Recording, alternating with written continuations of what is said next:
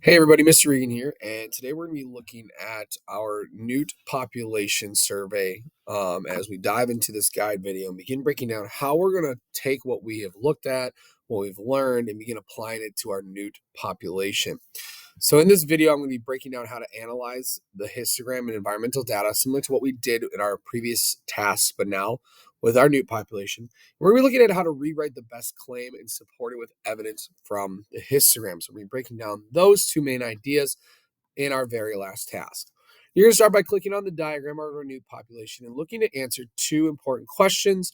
One, how can we rewrite claim number 2 to be more specific with some of the information we learned from Dr. Young? And two, what evidence from the histogram supports this claim? Now, as always, you're going to be looking to use your vocab words. You only need to use your vocab words in the second question. So this first one, if you use it, great. If not, no big deal. But you need to use your vocab words here and here.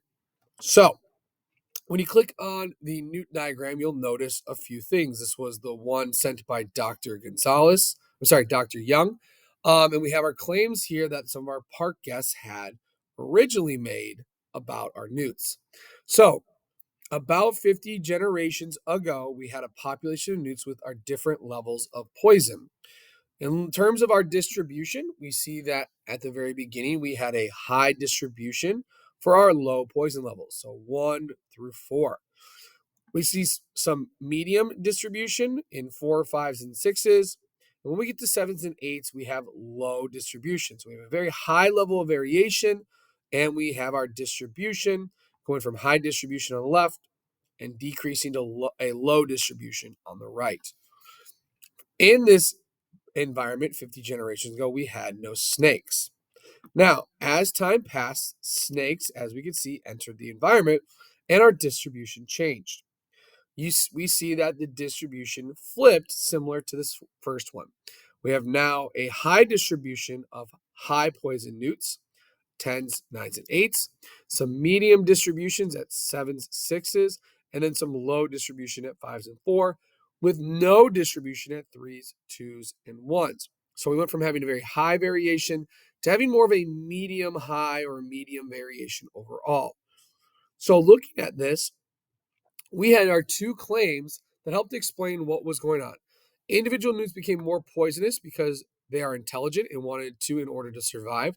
We know this claim isn't true because populations cannot choose to have traits. They don't get to pick which ones they want. What traits show up are based on what is going on in the environment. Now, with this new information, we know that we have a claim 2, something in the environment caused the newt population to become more poisonous. Your first job is going to be to take this new evidence that we have from Dr. Young and rewrite this to be more specific. How could we rewrite claim number 2 to take into account some of this new data and new information, I should say, about the environment and what's going on with the newts?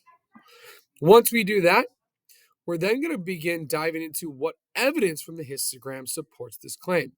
So our claim here in number 1 that we rewrite should be simple, to the point, and very easy to understand.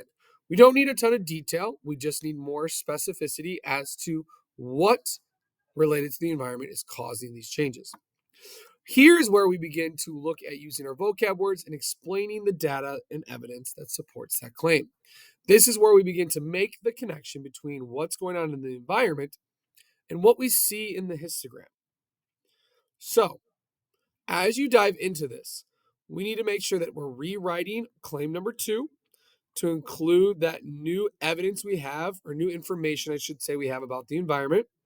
And then we're looking to support that claim with evidence from the histogram, connecting the environment, the cause, to the effect we're seeing with the trait distribution. So, take a second.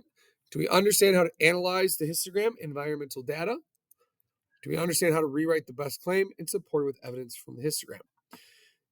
Put your X wherever you fall. If you have questions or want to go over anything, please reach out. Otherwise,